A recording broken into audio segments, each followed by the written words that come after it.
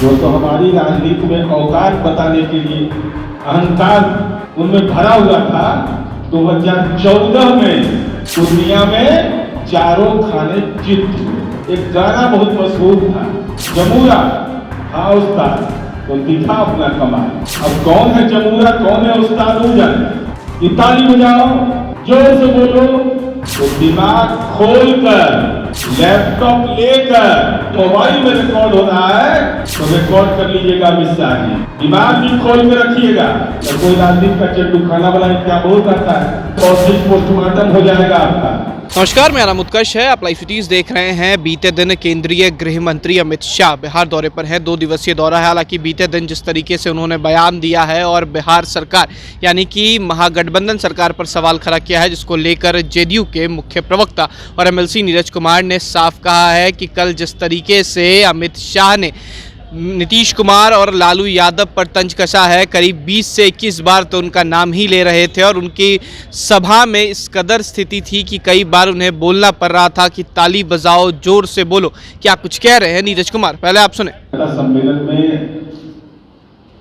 Party के हमारे media प्रभारी माननीय लोक प्रकाश सिंह जी, पटना विश्वविद्यालय छात्र संघ के पूर्व महासचिव अनुप्रिया, इलेक्ट्रॉनिक और प्रिंट मीडिया के साथियों,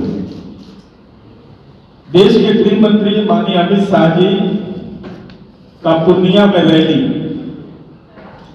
उस पूर्णिया की धरती जहां 2014 के चुनाव में वो तो हमारी राजनीति में औकात बताने के लिए अहंकार उनमें भरा हुआ था। 2014 में पूर्णिया में चारों खाने जीत हुए। हम लोग कॉलेज के दिन में जब पढ़ते थे तो एक गाना बहुत मशहूर था और उसका शुरुआत यही से होता था, जमूरा हाँ उस्ताद, तो दिखा अपना कमाल। क्या हालात था कल पूर्णिया की सभा का। माननीय अमित शाह जी 30 मिनट 58 सेकंड बोले। अनुप्रिया ने बताया कि अपनी उपलब्धि की चर्चा तो उनके लिए बेमानी था। वो राजद के राष्ट्रीय अध्यक्ष जी का नाम ले रहे हैं 21 बार, नीतीश जी का 20 बार, लालू जी नीतीश जी का 7 बार, और बिहार में भय का वातावरण है, इसकी चर्चा 5 बार किया। ताली बजाओ 3 बार, जोर से बोलो 10 बार।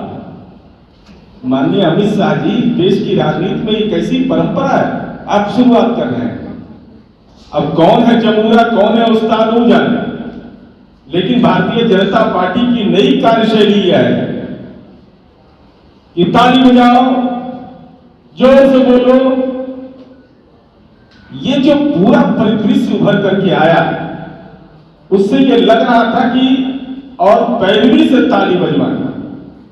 राजनीति का इससे बड़ा दुर्भाग्यजनक पक्ष नहीं हो सकता है कि कोई लीडर, स्टेट्समैन यह कहे कि ताली बजाओ, इसका मतलब जनता रिस्पॉन्ड नहीं करती है आपको। इसका एहसास माननीय अमित शाह जी आपको हुआ होगा।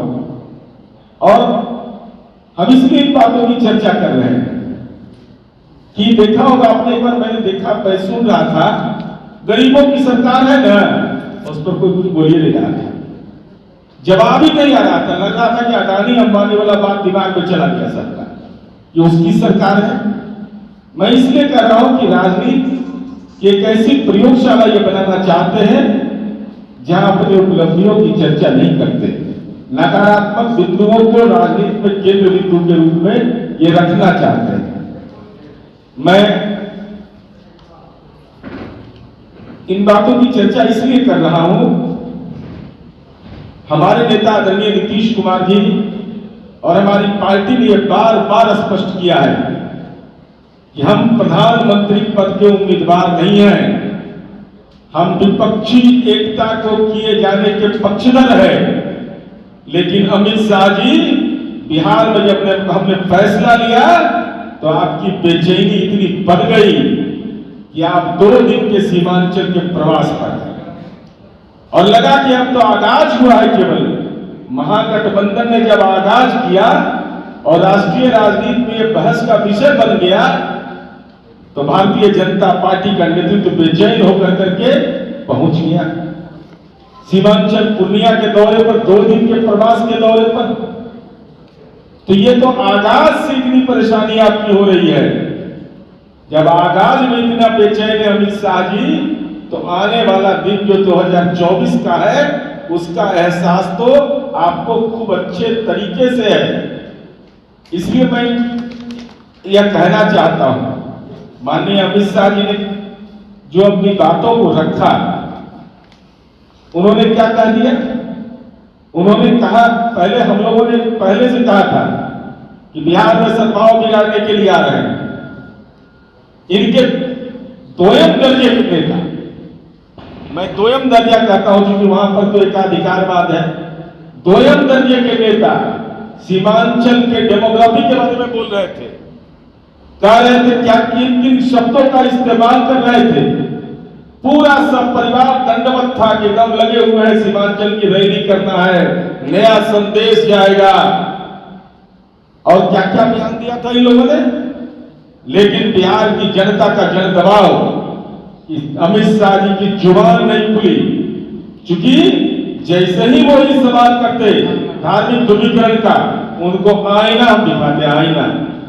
हम लोग तैयार थे कि पूरे डेमोग्राफी पर उनको ऐसा जवाब देंगे, तो उनको इस बात का अंदेशा था कि ध्रुवीकरण की राजनीति की अगर चर्चा करेंगे तो बिहार की जनता भी उसको मंजूर नहीं करेगी, सीमांचल की जनता भी, तो पैक हो गए, चर्चा ही नहीं किया।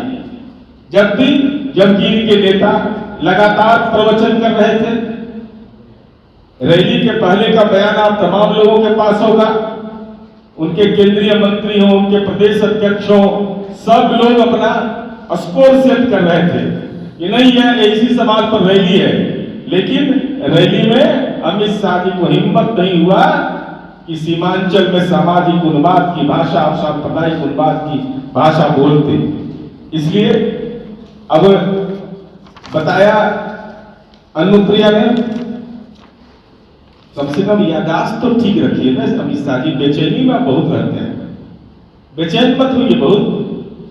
कौन आप लोग, और हम तो या उनके कारिंदे अगर इस प्रेस कॉन्फ्रेंस को सुन रहे होंगे तो दिमाग खोलकर, लैपटॉप लेकर, और साथ ही साथ अगर मोबाइल में रिकॉर्ड हो रहा है तो रिकॉर्ड कर लीजिएगा अमित शाह जी, क्योंकि अभी बिहार में ही है। दिमाग भी खोल के रखिएगा, मोबाइल को भी एकदम अपडेट रखिए, लैपटॉप को रखिए, इस आईपैड में जहां मर्जी हो उन तथ्यों को जो हम बोल रहे हैं उसको अपने सूचीबद्ध कीजिए। और आपने कहा कि डॉक्टर एपीजे अब्दुल कलाम के नाम पर जो एग्रीकल्चर कॉलेज वो केंद्र सरकार का है, आपको इतना भी नहीं मालूम? बिहार में भारतीय जनता पार्टी सत्ता में रही, आपके कृषि मंत्री रहे, इतना भी राजनीति में आदमी को फरेब और झूठ नहीं बोलना चाहिए। अरे डॉक्टर एपीजे अब्दुल कलाम के प्रति सम्मान का भाव किसी ने दिया तो माननीय नीतीश कुमार जी ने दिया। उनके चरणों में शीश झुका करके डॉक्टर एपीजे अब्दुल कलाम महाविद्यालय हमने बनाया, 674 करोड़ का, पूरा राज्य सरकार का पैसा है, लेना न देना छुच्छे फूले ना बदहाल है, एक पैसा दिए नहीं। और कह रहे हैं कि डॉक्टर एपीजे अब्दुल कलाम कृषि महाविद्यालय हमने बनाया। अरे वहां तो पढ़ाई शुरू हो गई, फिशरीज की पढ़ाई शुरू हो गई, पशु विज्ञान के लिए कैबिनेट से स्वीकृति मिल गई, और बिहार एक ऐसा राज्य है जहां एग्रीकल्चर पढ़ने के लिए बच्चों को हम स्टाइपेंड भी देते हैं। ये देश में कहीं नहीं है, ये बिहार एकमात्र राज्य है जहां एग्रीकल्चर में जो बच्चे पढ़ते हैं उनको सरकार स्टाइपेंड भी देती है। तो इनको ये भी नहीं मालूम था कि डॉक्टर एपीजे अब्दुल कलाम महाविद्यालय किस सरकार ने बनाया। इनको लगा था बना ही तो कोई राजनीति का चट्टू खाना बनाए, क्या बहुत रहता है, कोई कर दिया होगा। कैसा ब्यूरोक्रेसी इनके पास है भाई, कैसा सिस्टम है कि आपको यह भी नहीं मालूम।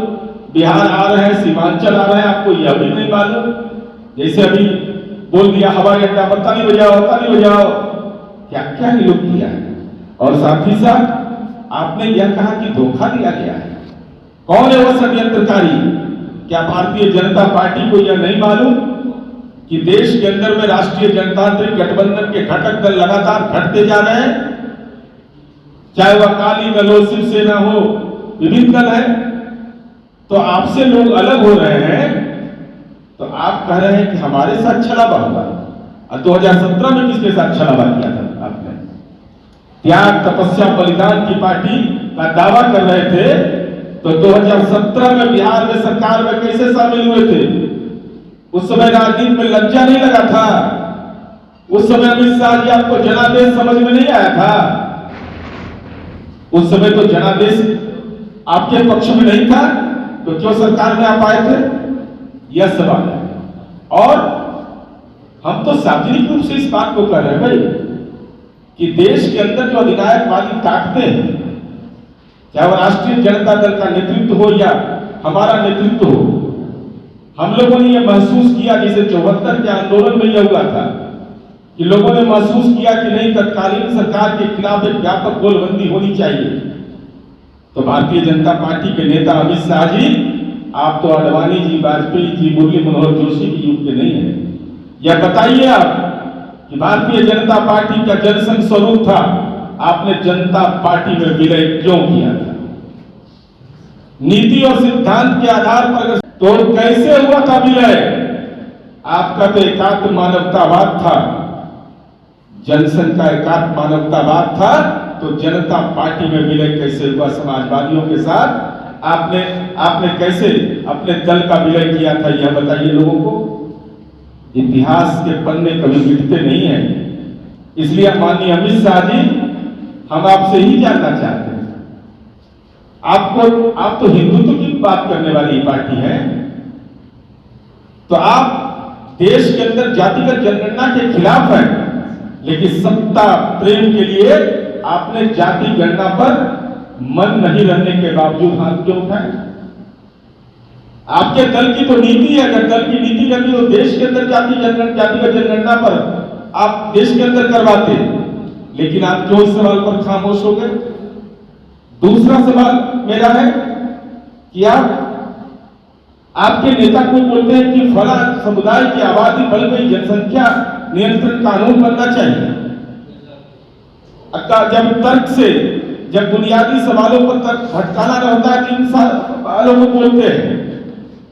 और मैंने पहले भी प्रेस कॉन्फ्रेंस में बताया कि जनसंख्या नियंत्रण में जो बिहार का मॉडल है, रोल मॉडल है, उसके बाद बैक हो जाते हैं।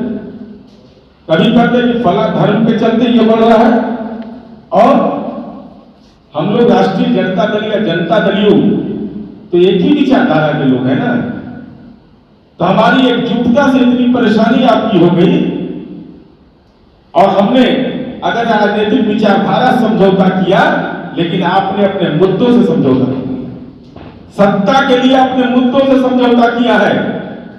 चाहे वह जातिगत जनगणना का सवाल हो या जनसंख्या नियंत्रण कानून का सवाल हो, ऐसे सवालों पर आप सत्ता में रहने के लिए अपनी बुनियादी नीतियों से समझौता करते हैं। और हम यह कहना चाहते हैं कि इन सवालों पर आपको स्पष्ट रूप से यह बताना चाहिए। और आप यह कहते हैं कि हमने बिहार में पैकेज दिया, मैं आंकड़ा बता रहा हूं, कलम कागज लेकर के लिख लें, कंप्यूटर पर, लैपटॉप पर लिखे भारतीय जनता पार्टी के नेता, और दिनांक 16/3/2017 विधान परिषद में माननीय सुशील मोदी जी की उपस्थिति में विपक्ष के नेता थे, योजना विकास मंत्री उस समय माननीय ललन सिंह जी थे, उन्होंने सदन के अंदर उत्तर दिया कि हमारा ही व्यक्तिगत ध्यानाकर्षण था, और उस ध्यानाकर्षण पर मैं केवल माननीय अमित शाह जी को लिखवा देना चाहता हूं, क्योंकि उन्माद नहीं, यहाँ लिखने पढ़ने की भाषा है, बिहार की धरती है, लिख लीजिएगा। भारतीय जनता पार्टी के नेता तत्कालीन वित्त मंत्री अरुण जेटली जी थे, वित्त मंत्री भारत सरकार के अर्ध सरकारी पत्रांक 4(1) PF-12014 18/9/2015 को दिए गए उत्तर में भारत यह स्वीकार किया गया कि पूर्व में घोषित अनेक परियोजनाएं इस पैकेज में शामिल हैं। 1,25,000 करोड़ की राशि में 1,08,668 करोड़ पहले से प्रस्तावित है। ये पहले से प्रस्तावित था और वर्तमान में चल रही योजनाओं को इतना देय है, ये हम नहीं कर रहे हैं। और भारत सरकार के व्यय सचिव 20 अगस्त 2015 को बिहार के मुख्य सचिव को पत्र लिखकर अवगत कराया था। हम ये कहना चाहते हैं 28 अगस्त 2015 को माननीय अरुण जेटली जी का पत्र, 18 सितंबर 2015 का पत्र पढ़ लीजिए, आपको पता चल जाएगा कि वो पैकेज क्या है। तो पैकेज राज्य की, उस समय हम लोगों ने कहा था कि रीपैकेजिंग है, आज भी उस बात पर कायम है। जो पहले की योजनाएं चल रही थी उसी में आपने राशि आवंटित किया 1,08,668 करोड़, तो आपने कितना दिया इस बिहार को, ये आपको स्पष्ट करना चाहिए। और माननीय अमित शाह जी ने, आपको याद नहीं था कि आप ऊर्जा के क्षेत्र में बोल रहे थे, बिजली के क्षेत्र में समस्तीपुर में नरेंद्र मोदी जी फंस गए थे 2015 के चुनाव में। हमको जहां तक स्मरण है वहीं पर जनता से पूछो बिजली मिलती है, नहीं मिलती है, कहाँ मिलती है। तो वही हाल हुआ इनका भी, चाहे बिजली के क्षेत्र में। आपको याद नहीं है कि जिस समय आप सत्ता में आए उसके पहले 93% घरों तक हम लोगों ने विद्युतीकरण का कार्य कर लिए थे। 2014 में मोदी जी के सत्ता में आने से पहले 93% विद्युतीकरण हो चुका था। और देश के एकमात्र राजनेता नीतीश कुमार जी हैं जिन्होंने कहा था गांधी मैदान में कि बिजली की स्थिति में सुधार नहीं होगा तो वोट मांगने नहीं जाऊंगा। आपके साथ जुमलाबाज नहीं है कि 2 करोड़ रोजगार दे देंगे, फला चीज कर देंगे और इसके आधार पर अपनी बात कर रहे हैं। और माननीय अमित शाह जी, हम आपसे ही जानना चाहते हैं कि क्या माननीय अरुण जेटली के द्वारा दिए गए वो पत्र गलत है जिसमें उन्होंने यह स्वीकार किया था कि पूर्व का पैकेज शामिल था? क्या दिवंगत अरुण जेटली जी का सम्मान नहीं करना भारतीय जनता पार्टी का नया राजनीतिक कुसंस्कार बन गया है? यह स्पष्ट करिए। और साथ ही साथ आपने हवाई अड्डा की बात किया। हवाई अड्डा तो अभी पूर्ण तौर पर नागरिकों के लिए ऑपरेटिव नहीं है। जरा यह भी बता देते कि दरभंगा में तो एयरपोर्ट बनाए हैं, क्या हाल है? दरभंगा से और दिल्ली के बीच में जाने का 25 से 30 हजार किराया जाता है। तो आम लोगों के जीवन स्तर के बारे में नहीं सोचना और देश के आप सबसे महंगे प्रधानमंत्री साबित हो रहे हैं। हवाई अड्डा का भी आम लोगों को सुपुर्द नहीं हुआ और उसका श्रेय ले रहे हैं। ताली बजाओ, ताली बजाओ। पैरवी से ताली बजवाने की राजनीतिक संस्कृति माननीय अमित शाह जी, आपने यह कह दिया। एक पुल की चर्चा की, आपको मालूम है माननीय अमित शाह जी कि 121 पुल हम लोगों ने बनवाया बिहार सरकार ने।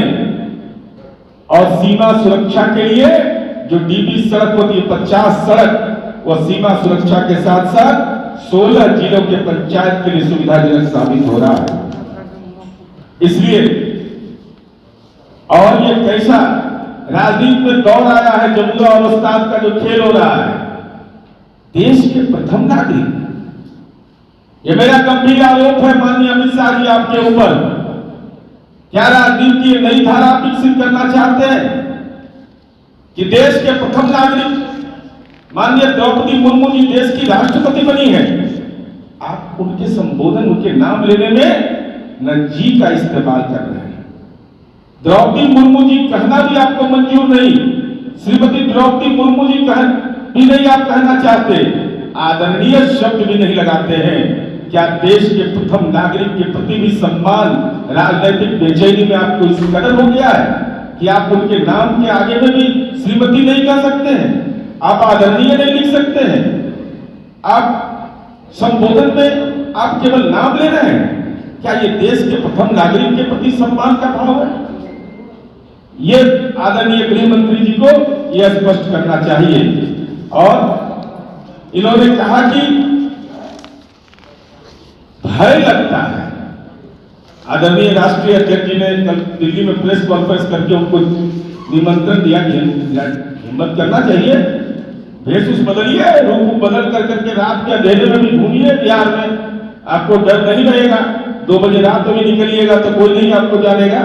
और ये आंकड़े हमारे नहीं हैं, ये आंकड़े नेशनल क्राइम ब्यूरो के आंकड़े हैं। किशनगंज, पूर्णिया, अररिया, कटिहार का संज्ञेय अपराध का आप देख लीजिए, वह लगातार घटा है। दूसरे जिले से कम है वहां संज्ञेय अपराध। तो आप कैसे कह रहे हैं कि जहां डर आपको लग रहा है वह राजनीति का डर है। और राजनीति का डर स्वाभाविक है कि आपको यह बात मालूम है कि 2015 में जब महागठबंधन हुआ था, आजादी के बाद पहले प्रधानमंत्री थे आदरणीय नरेंद्र मोदी जी, जिन्होंने 42 जनसभा किया था और 53 सीट पर सत्ता करते थे। इसलिए हम आज के संवाददाता सम्मेलन के माध्यम से हम आदरणीय गृह मंत्री जी से अनुरोध करना चाहते हैं कि राज्य सरकार की उपलब्धि को अपनी उपलब्धि मानने की भूल मत करिए। यहाँ पर बौद्धिक पोस्टमार्टम हो जाएगा आपका, और राज्य सरकार के द्वारा जो किए गए काम हैं वो जगजाहिर है। हाँ, आपको चूंकि चीता युग के आप गृह मंत्री हैं, इसलिए आपके मन के अंदर में राजनीतिक भय हो सकता है। बिहार की जनता मैं हूं नीतीश कुमार पर भरोसा करती है कि कानून का राज यहाँ की पूंजी है। और साथ ही साथ हम यह निवेदन करेंगे कि राजनीति में ईर्ष्या द्वेष होना चाहिए, बेचैनी आपकी स्वाभाविक है। क्योंकि पहली बार भारतीय जनता पार्टी को बिहार में कोई सहयोगी नहीं मिला है, तो कम से कम देश के प्रथम नागरिक का जब भी संबोधन करिए तो उनके नाम के आगे सम्मानजनक शब्द जरूर बोलिए। यह जरूर हमारा अनुरोध होगा। और इसी उम्मीद के साथ कि भारतीय जनता पार्टी का जो वैचारिक फर्जीवाड़ा था, जमुना और उस्ताद के बीच जो कंपटीशन है, उसका कहीं न कहीं पूर्णिया की सभा में प्रकटीकरण हुआ है। तो आपने सुना किस तरीके से नीरज कुमार का ये भाषण, जहां पर उन्होंने साफ कह दिया है कि किस तरीके से अमित शाह ने बीते दिन झूठ बोला है, बयानबाजी की है। इतना ही नहीं, कई कॉलेजेस को लेकर भी जो बातें उठी हैं, क्योंकि जिस तरीके से एपीजे अब्दुल कलाम के नाम पर कॉलेज है, उसको लेकर भी जो अमित शाह ने कह दिया था कि केंद्र सरकार द्वारा बनाया गया, उस पर भी तंज कसते हुए उन्होंने कहा कि यह बिहार सरकार के द्वारा बनाया गया था। क्या आपके नेता आपको सच तक नहीं बताते हैं क्या? फिलहाल खबर में सिर्फ इतना ही। आप हमारे साथ बने रहे। हमारे चैनल को सब्सक्राइब नहीं किया है तो जल्द से जल्द कर ले। बहुत बहुत धन्यवाद।